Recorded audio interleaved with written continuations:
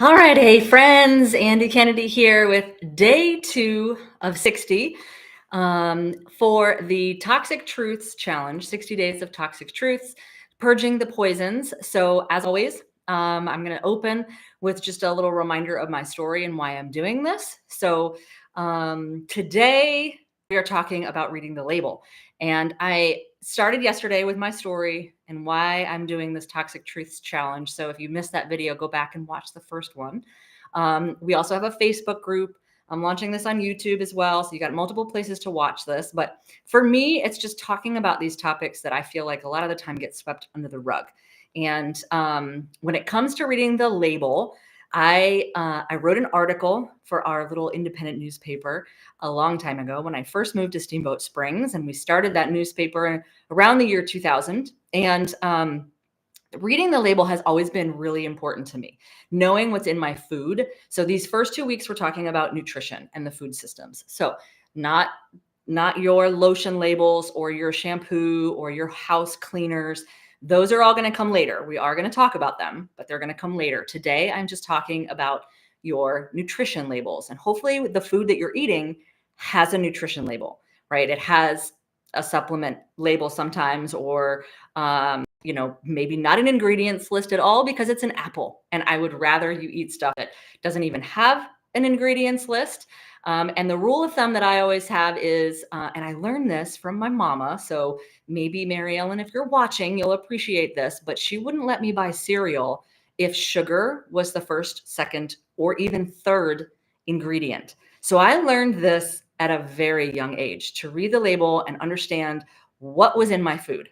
And that I took with me. So when I started this journey later, I was about 17, as I said yesterday, when I started this journey of reading Fit for Life and other books about the health and what was going on inside my body personally, right? So when it comes to reading the label, you want as few ingredients as possible, right? You don't want ingredients that are long lab-made names that you maybe don't even know what those names are.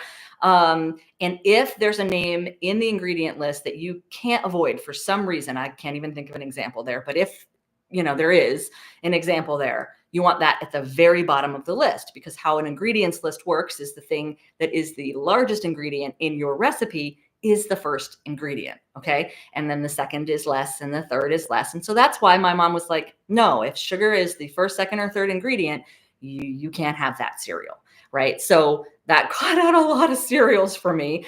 And I didn't take that 100% to heart because, of course, I was a child. So, I would eat Lucky Charms at my friend's house or whatever. But back to when I became an adult and started purchasing things, I still remembered that lesson. And so I'm going to go through a list of 10 things right now that you for sure do not want in your label. So artificial colors, we're actually going to do a whole talk on artificial coloring and sweeteners, right? So any of the artificial sweeteners out there, a lot of the artificial colors, again, a whole other topic, are linked to attentive behaviors, anxiety, depression. Okay, enough said. Artificial sweeteners linked to cancer, heart disease, diabetes. So artificial sweeteners aren't actually helping you lose weight, right? If you're going to eat something with sweets in it, make that sweet a natural thing, like honey or cane sugar. BHA and BHT, those are much longer words. You can Google those if you want to, but they come up on a toxic list. So avoid those. Another resource you can use if you're not sure of an ingredient list name is to go to EWG, which is the Environmental Working Group. So that's a big tip of mine always. I'll revisit that, in fact, tomorrow when we're talking. And what is the topic tomorrow? I just had a blank on that one. The Dirty Dozen. So that's organics. So tomorrow we're going to be talking about organic things, foods. And you can also go back to the EWG list for that as well. So I'll bring that up again tomorrow. All different kinds of oils that are not good. That's a whole other one at the end of this 2-week period that we're going to be talking about as well. But specifically, this list has brominated vegetable oil. I would also stay away from canola oil, anything that's high heat, processed, and comes from maybe a genetically modified plant. high fructose corn syrup. Please avoid that at all costs. I mentioned this yesterday. We were at the bar in the hotel, and we were trying to order some ginger ale, and I asked, does it have high fructose corn syrup? And she looked, and it did, and so I did order it. Hydrogenated oils, monosodium glutamate, which most of us know, MSG now, and most of us know to avoid that. It can cause headaches, stomach allergic reactions, muscle tightness or fatigue, numbness. It can cause inflammation. It can cause migraines. Yeah, MSG. We all know, right? Let's stay away from MSG. Sodium benzoate, sodium nitrates, all kinds of nitrates, and then non-organic soy, corn, and canola. Okay, so we know that GMO things are also something to avoid. So I want to talk about too, making sure that maybe your ingredients label has either an NSF label, which means someone else has verified what's in the label is in the product, and it's also tested for hundreds of different contaminants. So NSF is a great label to have. Our whole food concentrates have that NSF label, and so if you want to learn more about those, reach out, because they are an absolutely amazing product to help flush the toxins if they are in your body. We also want to look for organic labels, and we also want to look for kosher labels and non-GMO labels. So if you're getting that stamp on your label, you can guarantee that that product has that test. Okay, so those are good things to look for. But again, go back to just pure food, right? Shop the perimeter and order food or purchase foods that maybe don't have a label. That's the best place to start. And then from there, work on if you're buying anything in the middle aisles. I'm trying to think of a few things that we buy. Like we buy gluten-free crackers.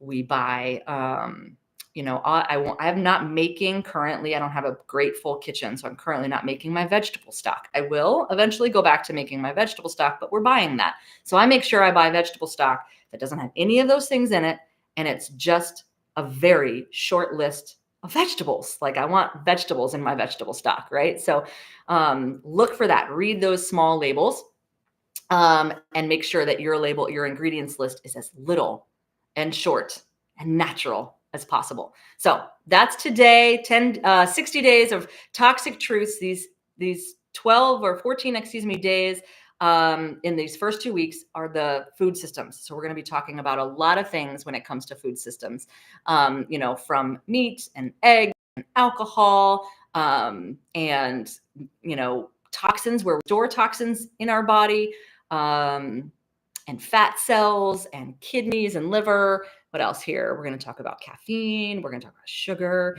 As I mentioned earlier, we're going to talk about food colorings, but tomorrow is organic foods and the next day is water. So keep following. That's just the first 2 weeks. This is 60 days of toxic truths. If you want more resources, so like the EWG website that I listed, I'm going to go put that in the group. So if you want to join our group, there are going to be a lot of extra resources in there. This is not 60 days for you to cut out every toxin in the world.